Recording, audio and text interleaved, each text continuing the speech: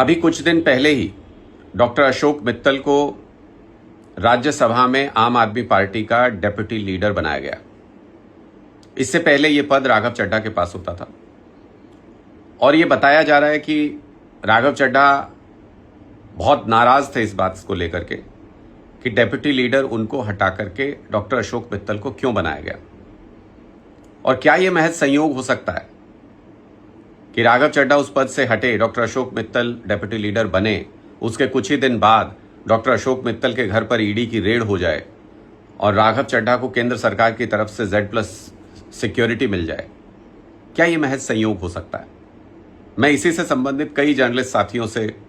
बात कर रहा था और कई लोगों ने मुझे कंफर्म किया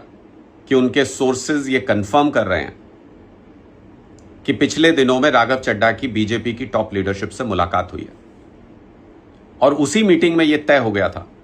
कि डॉक्टर अशोक मित्तल के यहां पर ईडी की रेड कराई जाएगी। इसी से बीजेपी का पंजाब का चुनावी कैंपेन का आगाज होगा।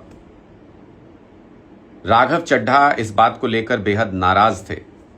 कि डॉक्टर अशोक मित्तल को डेप्यूटी लीडर उनकी जगह पर क्यों बनाया गया और इसीलिए उन्होंने बीजेपी की टॉप लीडरशिप से मिलकर सबसे पहली बात यही की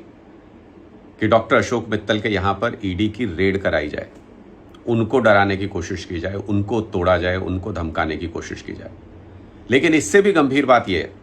कि कई सारे चैनल्स के सीनियर जर्नलिस्ट के सोर्सेज ये कंफर्म कर रहे हैं उनको कि ये मीटिंग बीजेपी के टॉप लीडरशिप से हुई, उसमें इस तरीके की चर्चा हुई ईडी की कार्रवाई को लेकर के। लेकिन उसके बावजूद भी चैनल्स इस खबर को चला नहीं रहे हैं, कोई मीडिया हाउस इस खबर को चलाने को तैयार नहीं है। उस दौर में जब हमारी मीडिया के सोर्सेज पाकिस्तान में क्या हो रहा है, अफगानिस्तान में क्या हो रहा है, अमेरिका में क्या हो रहा है, ईरान में क्या हो रहा है तक चला रहे हैं, लेकिन चूंकि इस खबर में बीजेपी इन्वॉल्व है, बीजेपी की टॉप लीडरशिप इन्वॉल्व है, चैनल इस खबर को चलाने से डर रहे हैं कि राघव चड्ढा की बीजेपी की टॉप लीडरशिप से मुलाकात हुई, उसमें बाकायदा ये साजिश रची गई कि डॉक्टर अशोक मित्तल के यहाँ पर ईडी की रेड हो और उसके बाद ये ईडी की रेड कराई गई और इनाम के रूप में राघव चड्ढा को केंद्र सरकार से Z सिक्योरिटी भी तुरंत मिल गई। आप भी सोचिएगा कि ऐसा क्यों हो रहा है, खबर क्यों दबाई जा रही है,